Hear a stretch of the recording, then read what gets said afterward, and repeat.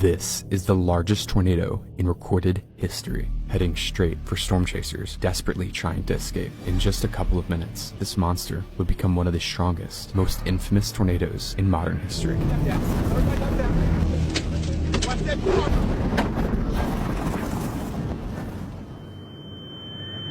But how did this happen?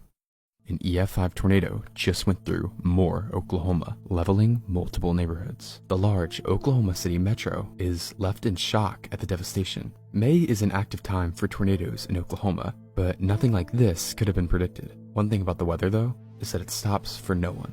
As the weather system responsible for the EF5 tornado fades to the east, a new system follows from behind. Forecasters notice a strong trough on weather models and note it will intensify over central Oklahoma as winds push from a region of high pressure to low pressure. A band of robust winds foster the wind shear needed for storms to form. The summer heat and strong moisture from the Gulf blend in these areas as well, giving the atmosphere every ingredient it would need for supercell thunderstorms. But still, not every supercell is a disaster. It feels like South Florida. I gotta tell you, my hands have been sticky all day. It's just a ton of moisture in the atmosphere right now, and a couple of storms that have already begun to fire here. Gonna show them to you.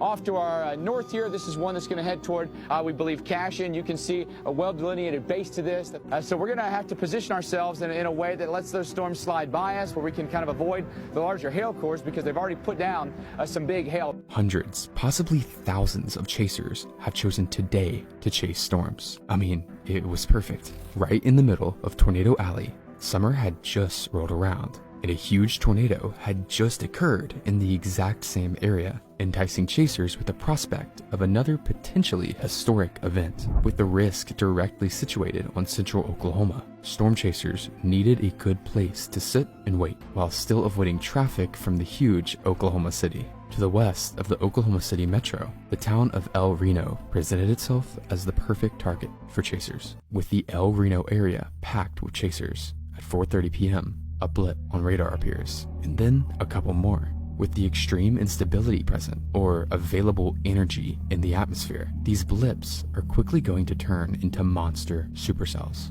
Renowned storm chaser Tim Samaras tweets about the dangerous potential ahead. Storms now initiating south of Watonga along the triple point. Dangerous day ahead for Oklahoma. Stay weather savvy. Tim is chasing with his group Twist X. His son, Paul Samaras, and a close colleague of his named Carl Young accompany him as part of the team. Their goal? Get life-saving data of tornadoes using instruments like pressure probes. In fact, back in 2003, Tim had set the world record for the lowest pressure drop ever recorded in a tornado, and he was out there to do it again, risking his life for the safety of those around him. By 5 p.m., many of the cells are spinning and producing massive hail. This would be the start of the storm's dangerous behavior. It's not long until they begin to merge into one giant complex, with the southernmost storm becoming dominant. This dominance allows it to tap into atmospheric ingredients more efficiently and spin tighter than the others. Rapid rotation encompasses the base of the storm, and a large wall cloud forms. This wall cloud highlights the mesocyclone of the storm, essentially the portion capable of producing a tornado. Right here, we're just south, about 2 miles, maybe a mile west of El Reno. This is a pretty good storm right here. We got this cloud right here. At 6:01 p.m., the first report of a tornado appears. When exactly this tornado actually touched down, however, is a little murky, as the actual base of the storm is enormous. Instead of a thin funnel emerging from the spinning clouds, dust began to swirl randomly underneath the entire storm. While currently weak, it's obvious that something big is about to happen. It's just a matter of when. At 6:03, a small funnel stretches to the ground before lifting back in the air. Okay guys, I think that's one close. It's down. Down right behind the trees. On the ground. Another small funnel on the ground.